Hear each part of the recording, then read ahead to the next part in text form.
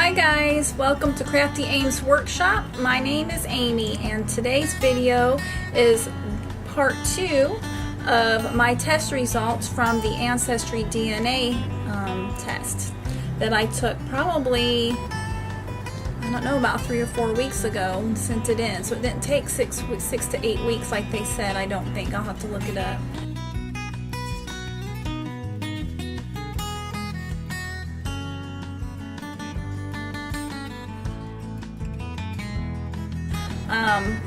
But as I said in the previous video, my dad's side is German, and then my mom's side is Cherokee Indian, and then there's a big question mark on the rest. So that's kind of the purpose of doing this test, just to see what our ancestry is, and really that's it.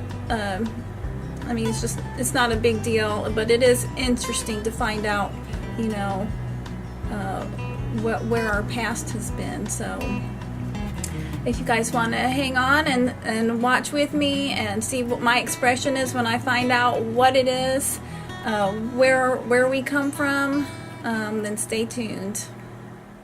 So what they've done is they've sent me an email, and that's what I'm looking up right now, and I haven't looked at this yet, so this will be fresh. This will be like total.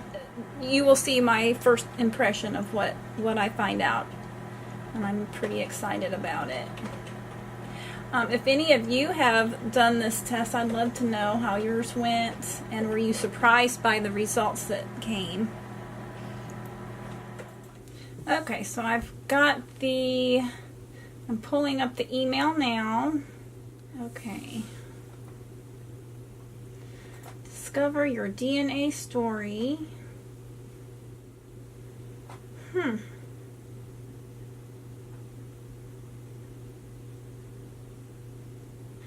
Okay, so I am, which is not surprising, everything. Interesting. Okay, so I am 42% Great Britain, 27% Europe West, 16% Ireland, Scotland, and Wales, 7% Scandinavia, and then 4% Iberian Peninsula, 1% Europe South, and less than 1% Finland, Northwest Russia, and 2% Africa, Southeastern Bantu.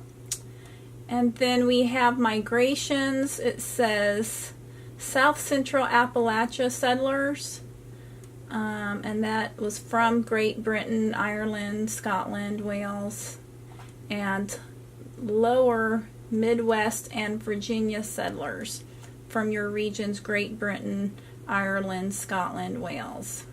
You probably have relatives who were part of this migration in the past few hundred years. Your connection to this migration is likely through your ancestry from Great Britain, Europe West, and Ireland, Scotland, Wales. Okay, and then places in this region. It says specific places in this region where your family might have lived is Great Smoky and Blue Mountain settlers, which I'm not surprised at all. I have done a little bit of ancestry, trying to find ancestry, and a lot of it came from Tennessee and North Carolina, so I'm not real surprised about that, but I really wanted to know how much Indian I had in me. Let me do this. I'm going to move the camera so you guys can see the map that they gave me. Okay, so as you can see, we've got Great Britain, Europe West, Wales, everything that, every time I touch this, it'll highlighted over here. I hope you can see that. Scandinavia. And then it says the low confidence regions. So the low confidence regions is Iberian Peninsula, and that said less than 1%, I think is what that one said. So that's interesting. No, that one, I'm sorry, that one was 4%. European or Europe South was 1%. Finland, Northwest Russia was the under 1%. And then Africa, Southeastern Bantu, which I am kind of surprised by that. I haven't heard anything about that. But that's only 2%, so I'll have to look and see back if there's anything more to that. That'd be interesting.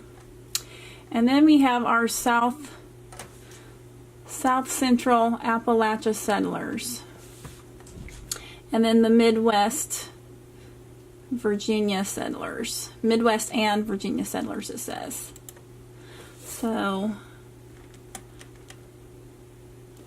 it says Kentucky fever lured one-time English, German, and Scots-Irish immigrants and their descendants further west looking for land. Roads, steamboats, and canals helped transform the frontier into settled farms, thriving town, and even major cities in a matter of decades. The Civil War hit hard, dividing states and sometimes families. The years that followed saw the steady march of generations leaving the land for jobs in manufacturing and oil, but taking their roots with them. So that's interesting there.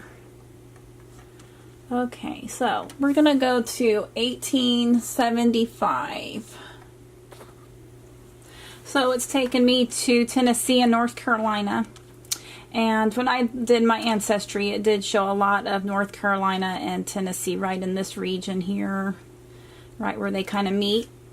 And this talks about how doctors were typically few and far between. So local granny women served as midwives, though most remained farmers, mines, I think maybe they meant miners, mines, textile mills, and logging operations lured some residents from their mountain homes. So there's a lot of interesting facts that they give you on this, which is very cool. I like that. Let's go to 1900, which is closer in. Okay, so it's brung up. I clicked on the South Central Appalachia settlers, and so this is what it's come up to. But what I wanted to say on the other one about the midwives, I understand that my great-grandmother was a wet nurse, and what that means is she would breastfeed people's babies who, if the mothers couldn't do it, she would do that for them or what have you. So, and then supposedly my great-great-grandfather, he was a doctor in that region. So I might, if I can, I'll get the picture and show you guys what he looks like. And he's the one that's supposedly, I think, 100% Indian. So that's why I was really wanting to know more about that, but maybe that's not the case. I don't know. But so they give you a lot of interesting facts here. When you read through it, you can find out more. But this is 1900 to 1950s, and specifically on my mom's side, she did have a lot of family that lives and still do, or some family that we know of still lives here in the Tennessee region, in the Johnson City areas. And I don't know, I just wonder, this shows a lot of North Carolina here, but I am just drawn to the mountains. I love being here in Tennessee. This is where I live now. I used to live in Michigan, but I just love being in the mountains, and so it's very interesting. So let's go back. Let's go all the way back to as far as they had gone, it looks like, to 1700s. See if they can tell me anything that I don't know already. But I find it interesting. There wasn't anything. It just talked about the Appalachia settlers.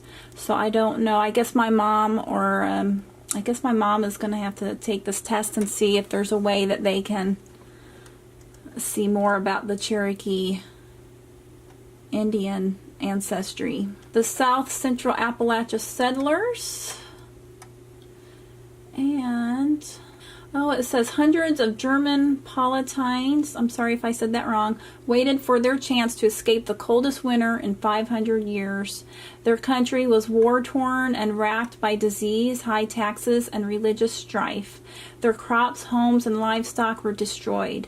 The fleeing Palatine families braved a transatlantic journey, joining Ulster Scots farmers, English indentured laborers, and Welshmen for new lives in American colonies, especially in Pennsylvania, Virginia, and the Carolinas. Now, as I said before, I'm from Michigan. I was born in Michigan, and there's a lot of family there still, even to this day. And I know my grandparents, I think they were born in Ohio, so there's a lot of history in Ohio. Let's go to 1725. But anyways, I just wanted to show you all that. You got my reaction, which wasn't a very big reaction. I really was wanting to see more, but I don't know. Let's see. It says Lower Midwest and Virginia settlers, Kentucky fever. So obviously there's a lot of Kentucky in here, which I assumed. I did see that when I was doing my research. 1800s. I think my great-grandfather supposedly came from Germany, and if I understand the story right, and I may have it wrong, for all my family members out there who might be listening, I apologize if I'm wrong. But supposedly when he got here, he was asked by German military to come back and come and fight the war, and he refused to come back, thank goodness. So that's an interesting. I wish I could remember the story. I mean, it's a very interesting story, but I can't think. But look at that. That is probably all. I'm betting that's all the German on my dad's side, because like I said, my grandmother was born, and grandfather was born in Ohio, if I'm not mistaken. And I'm betting that's what that's about. We're going to 1825 now. That was 1800s that we're looking at right now. So let's go to the 1850s. Oh, wait a minute. Let's do this. Oh, so 1850s, there's people from California. And I'm thinking Montana, maybe right there. I don't know. I have to look at a map. I'm not very good. And then the red is all, it just says it's Lower Midwest and Virginia settlers. Okay, so we've been to 1875 once before already. So let's see. And just the ethnicity. As I said before, very interesting. Great Britain, Europe West, Ireland, Scotland, and Wales, Scandinavia. And then the lower confidence, I guess that means where they're not positive, would be Iberian Peninsula, Europe South, Finland, Northwest Russia, Africa, Southeastern Bantu. And so very interesting. I didn't find out as much as I wanted. I kind of already knew some of this already. So I'm going to see if my mom will take the test and see if anything comes up for her any different. Probably not a whole lot. Obviously, there's going to be some differences. I hope a little bit clearer image.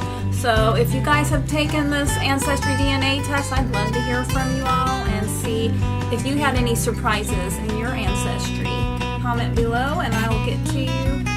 And I would love to hear from you all. Let me know what you think of this video. If you like it, you don't like it, you'd rather not see this, you want to continue with the craft stuff, which is mainly what I'm going to be doing. I just wanted to do this for fun and just to figure some things out. But alright guys, I'm going to get off here, and you guys have a great day and happy crafting.